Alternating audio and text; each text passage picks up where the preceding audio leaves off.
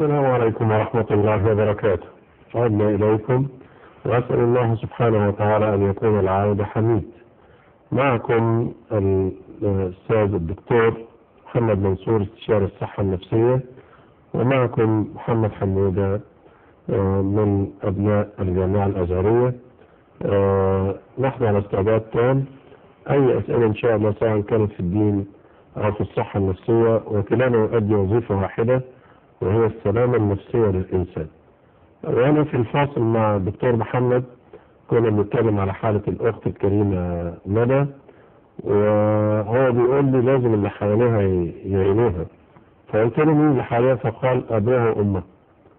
فقلت له يعني أنت متخيل إن ندى كده هتقول لأبوها إن كانت بتحب واحد، وبعدين الواحد ده يعني أساء إليها ومسبب لها عقد الآن، فأبوها يسبب لها العقدة الثانية، وأمها قد تسبب لها العقدة الثالثة. فقال لي عايزين نتكلم في الموضوع ده. فأنا بقول للآباء والأمهات، وهذا أمر شرعي، أقول للآباء والأمهات اللي قاعدين قدامي دلوقتي، لو بنتك يا حاج محمد، لو بنتك يا معلم أحمد، لو بنتك يا باش مهندس يا متحضر، لو بنتك يا دكتور، يا دكتور في الجامعة أو دكتور في أي مكان، لو بنتك يا عم محمد يا بقال جات قالت لك يا يابا أو يا بابا أو يا بابي، أو قالت لك زي ما بتقول أنا كنت بحب واحد ومكسورة قلبي مكسور، هتقول لها إيه؟ افسر لها ضلع عشان يطلع لها 24 ضلع؟ ولا تسمع كلام الدكتور محمد منصور اللي هيقول لك كلام غير اللي في دماغك؟ نعرف نغير سلوكنا، نعرف يبقى الأب هو الصدر الحنين لبنته اللي ما تروحش تشتكي لصاحبتها فصاحبتها تضلها. نعرف الأم تاخد بنتها على جنب كده إذا كان الأب متجبر ولغة التفسير والخط وكسر الدماغ، تاخد بنتها على جنب كده وتخرجها من المأزق اللي هي فيه. هنشوف الدكتور محمد يقول لنا إيه للآباء والأمهات والإخوة والأخوات، وكمل الموضوع مع ندى. وأنا أنتم ملاحظين إن أنا بطول في موضوع ندى بالذات. ليه؟ لأنه شريحة المراهقين والمراهقات شريحة لابد أن نعتني بها اعتناء أكتر ما احنا شغالين فيه دلوقتي. الدكتور محمد مش هتكلم أكتر من كده، والكاميرا الميكروفون معك. الاثنين عشان تبقى الصورة واضحة والكلام واضح. هو مبدئيا رسالة الآباء هنسيب الأبناء خالص. خلينا في رسالة الآباء.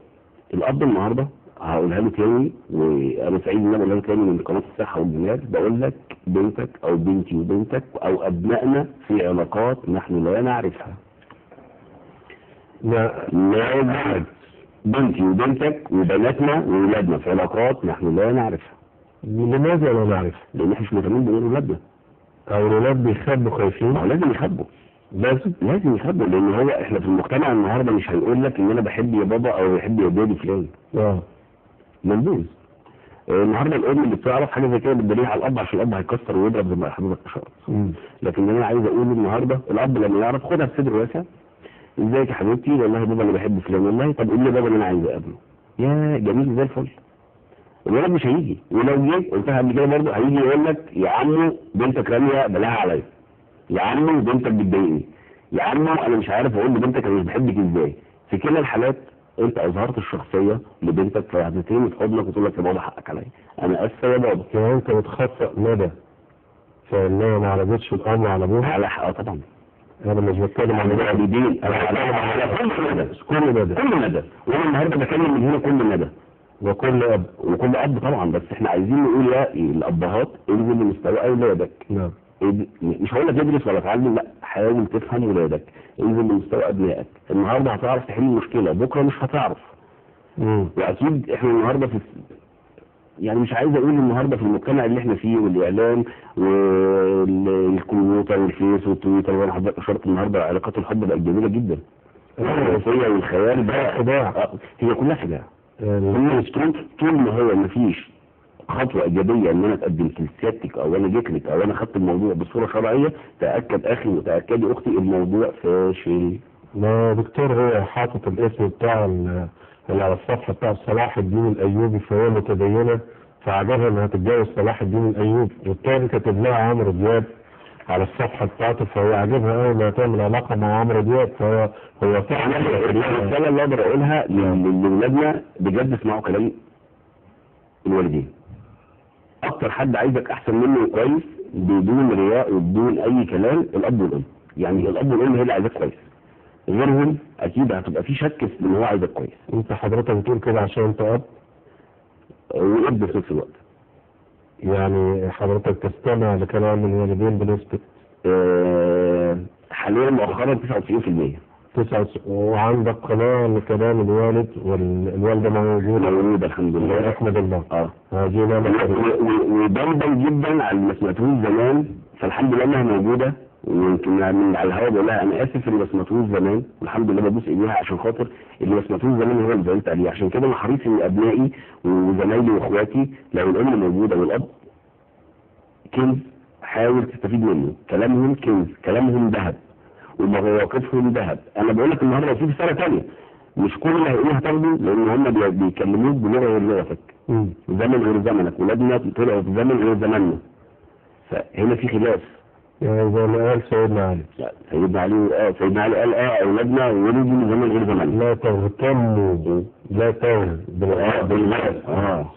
لا تهتموا بأبنائكم فإنهم خلقوا لزمان غير زمان. يبقى لازم يبقى عنده مرونة بالظبط، والولد يبقى عنده حب لأصوله، وإنه طاعة الوالدين لها علامة، وبركتهم تبدأ من تقدير الإيد والرأس طبعا. فده دلالة إن أنا هاخد بكلام. برضه في معظم الحلقات قلنا إن أراك عصير الدم. أراك عصير الدم، دمعك عاصي تزيد. كل أب يقول لابنه أو هو شايف بنته كويسة ونفسها كويس وحلو وابنه، طيب أنا بقول له أراك عصير الدم.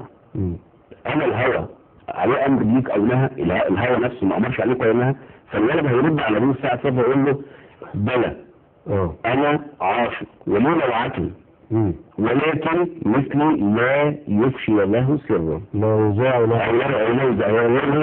الافشاء. لكن هو النهارده احنا النهارده عايز اقول خلي بالك ابنك مش هيقدر يجي يقول لك خده وانزل معاك مش هتعرف. طب النهارده انت عايز تقول لبنتك خطيبك ما ينفعش، خطيبك دوت انتهازي، خطيبك دوت طماع، خطيبك ده وحش بلغه الاب. طول ما انت هتقول لها كده هي هتعمل. امال يقول لها ايه؟ يقول اول حاجه لازم تفهمها ان انت ما يهمكش غير مصلحتها. ثانيا يبتدي يشوف لها الامور واحده واحده وبكل طيب. ممكن حضرتك تطلبي مني تجيب كذا مش هيجيب، ممكن حضرتك تعملي كذا مش هيعمل، ممكن حضرتك تقولي لي اعمل لي كذا مش هيعمل.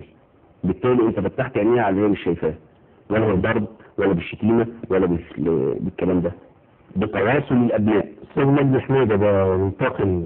استاذ مجدي استاذ مجدي يكلمني في الصبر.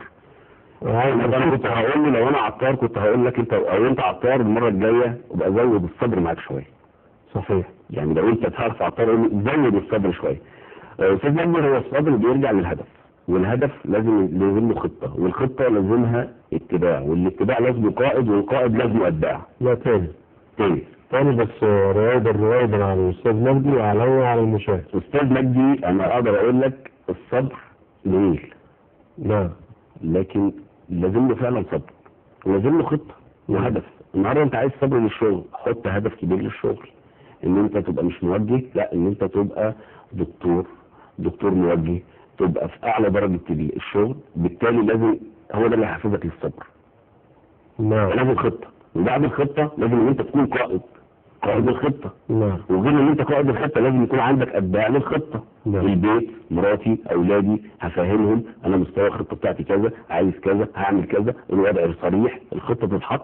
من هنا انت بقى عندك الصبر، اللي هو محدش هيقول لك سهران ليه، جيت متاخر ليه، بتذاكر بره ازاي، بتقعد في البيت، انت مقصر معانا، مش مدينا حقنا. فالصبر سهل جدا. صحيح. بس اعرف اشتريه.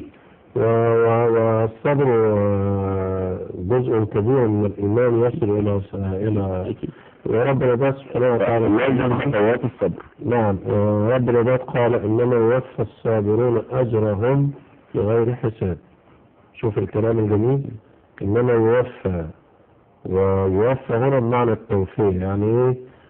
من أعطاك هذا الكوب ومنعه حتى هنا ما وفاك، ولكن من منعه حتى هنا وأعطاك زيادة في مكان آخر فقد وفاك.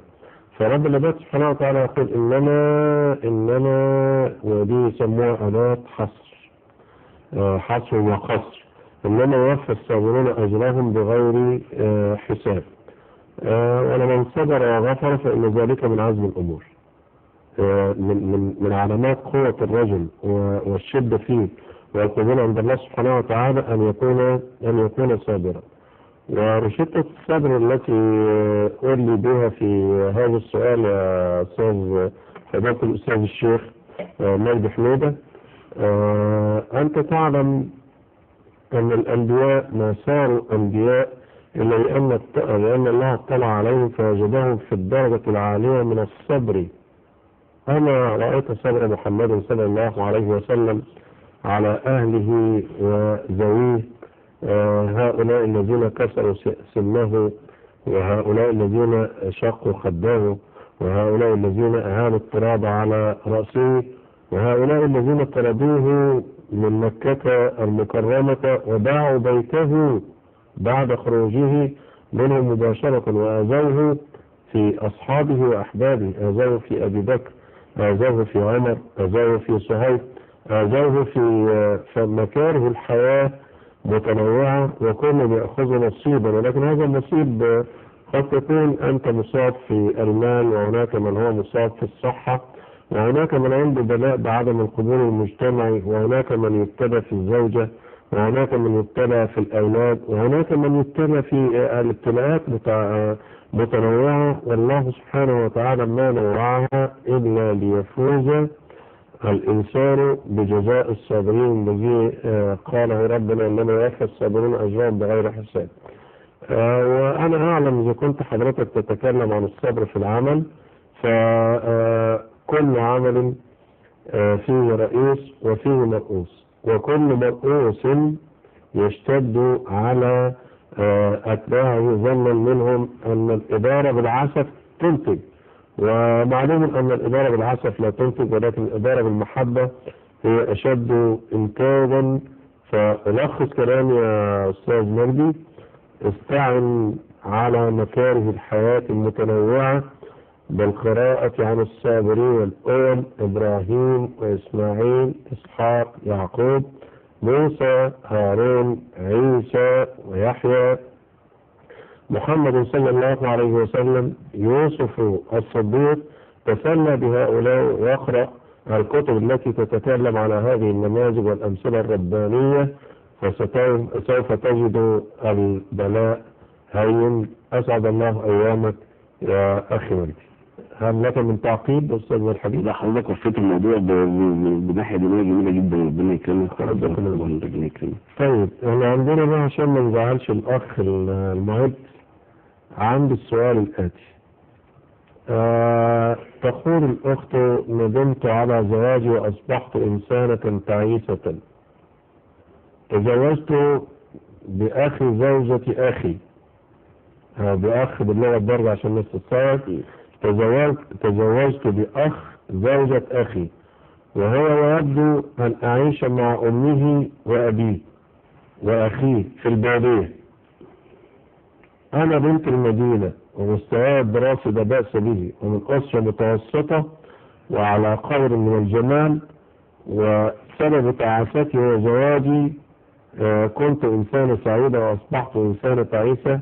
في كل مكالمة هاتفية بيني وبينه يسمم بدني بكلامه الجارح والقاسي، وكل همه أن أذهب عند أهله، وأنا لم أعد أرغب في الذهاب، لأني دائما ما أسمع منهم كلام جارح في حقي وحق أهلي. أنا تائهة وحزينة ونادمة كل الندم على هذا الزواج الذي ليس له ملامح. فأرجو النصيحة وتنصح يا دكتور.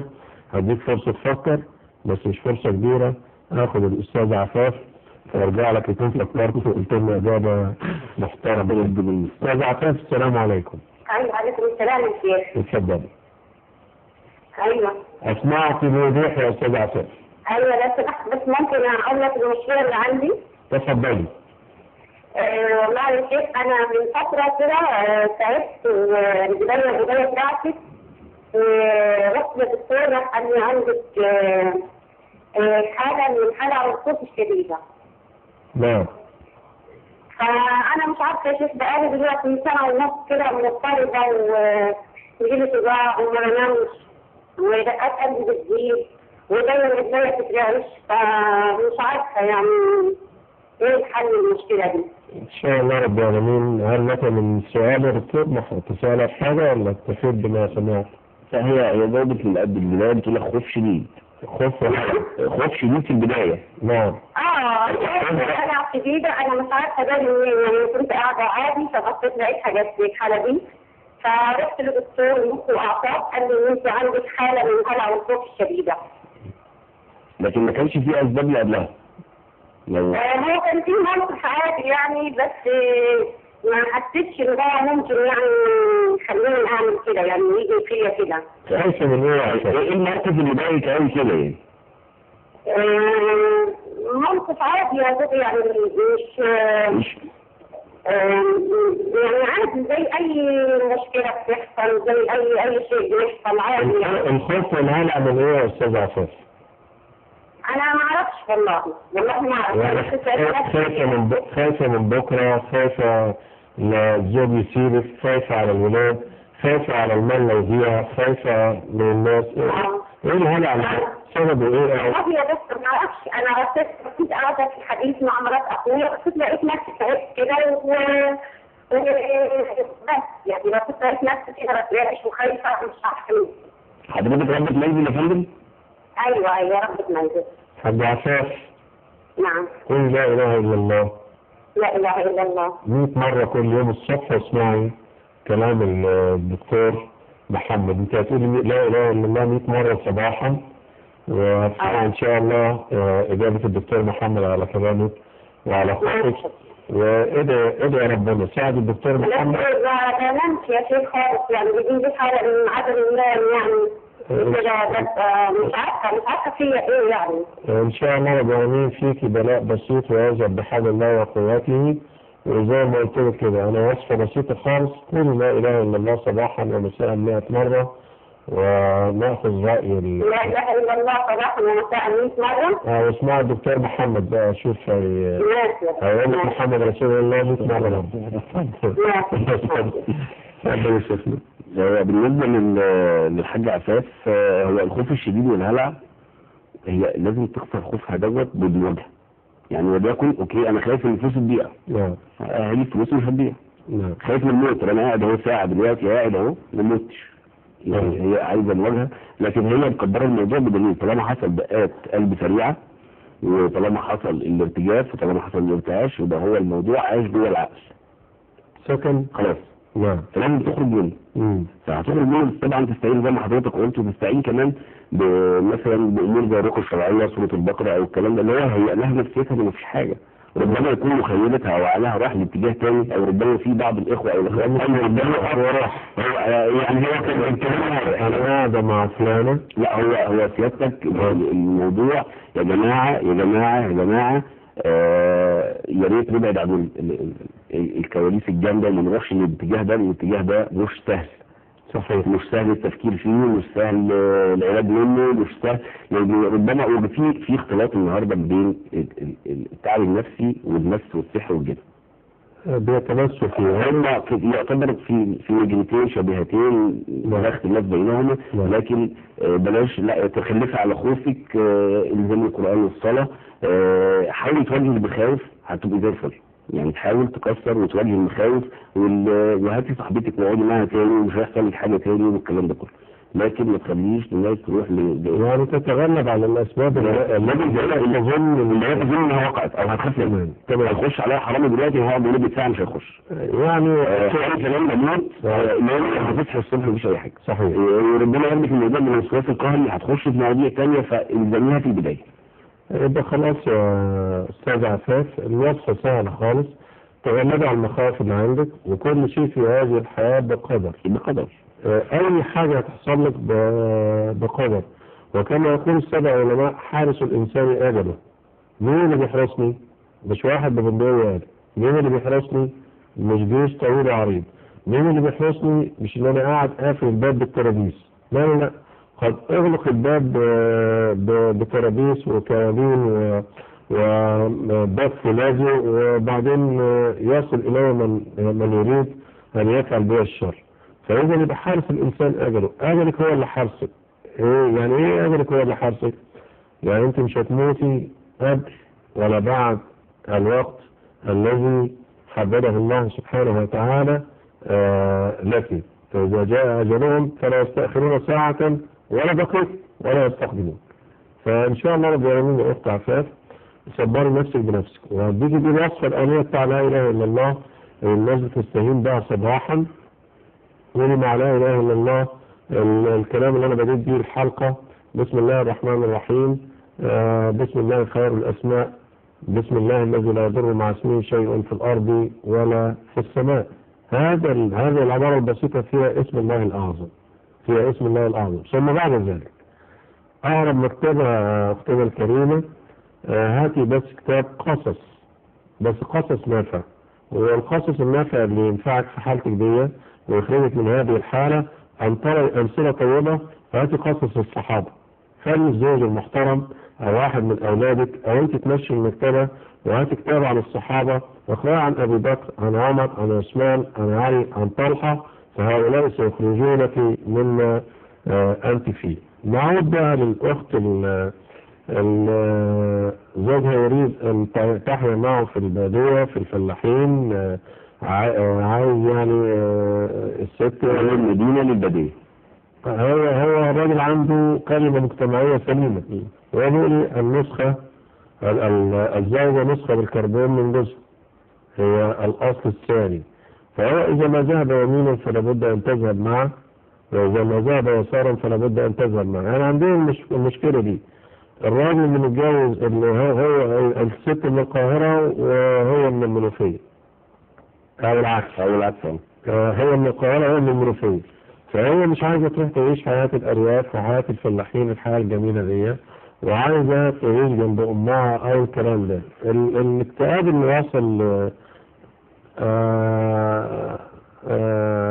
يعني الاكتئاب اللي عندها ده تعمل فيه ايه؟ هو مش اكتئاب اولا، لكن هي يعني تقول لك فيه سب ولعن وشتم. طب نخرج بره الموضوع، اتفضل، ونرجع تاني بسرعه.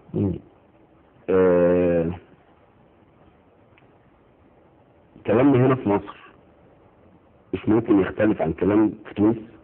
يختلف. عندنا عبارات سهله، عندهم هم العبارات دي عيب. هي من المدينه لما هتروح تعيش في القريه، ايه الطبيعي اللي هتلاقيه مختلف؟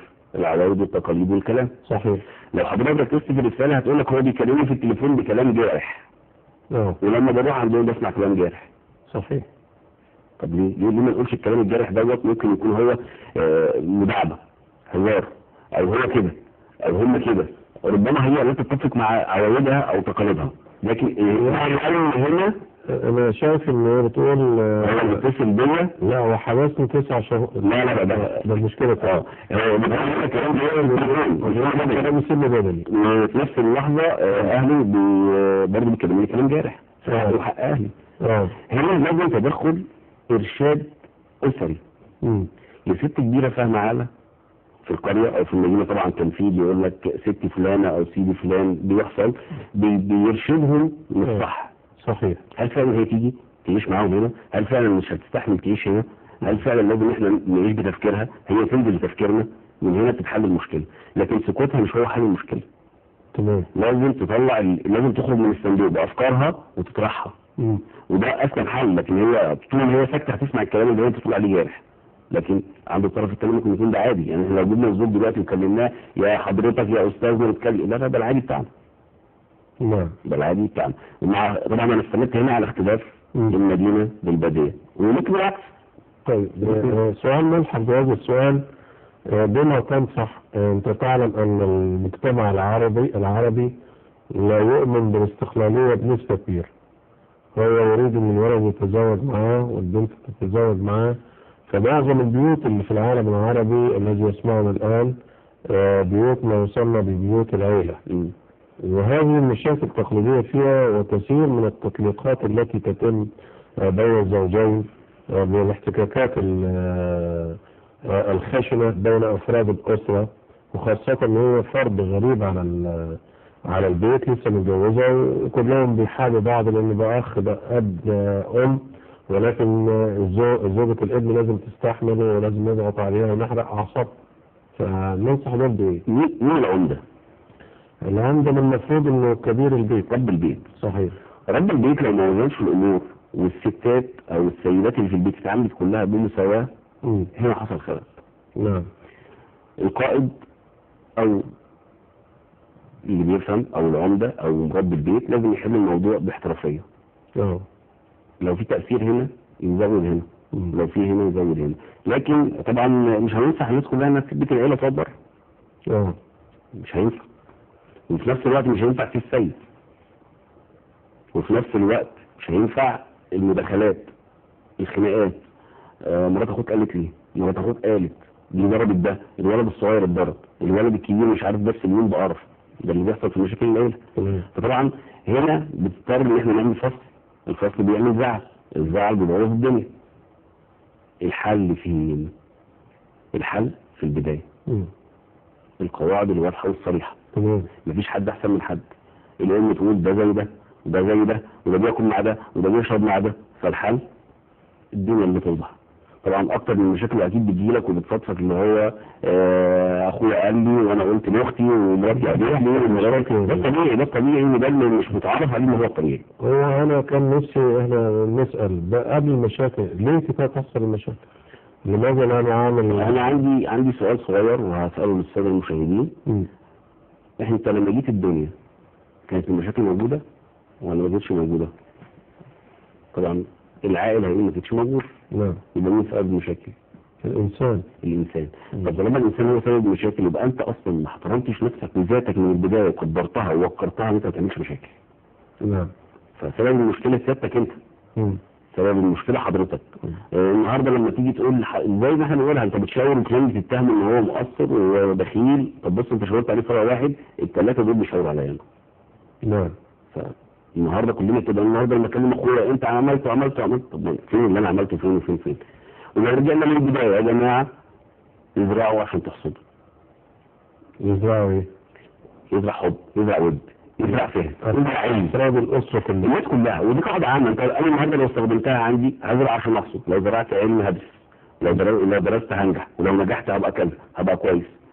لازم زي ما قلنا شويه الاستاذ مجدي، دور على الخطه واعمل يبقى هو كده زرع. لما هيزرع المفاهيم ويزرع الاساس هيحصد فهم في الاخر. فيا رب الناس كلها تزرع. احبتي من المشاهدين، ناخد فاصل ونرجع على حضراتكم تاني ان شاء الله رب العالمين. انتظروني ومع ضيفي الكريم. اسال الله سبحانه وتعالى ان ينفعكم بكلامه. فاصل ثم نعود اليكم مره اخرى.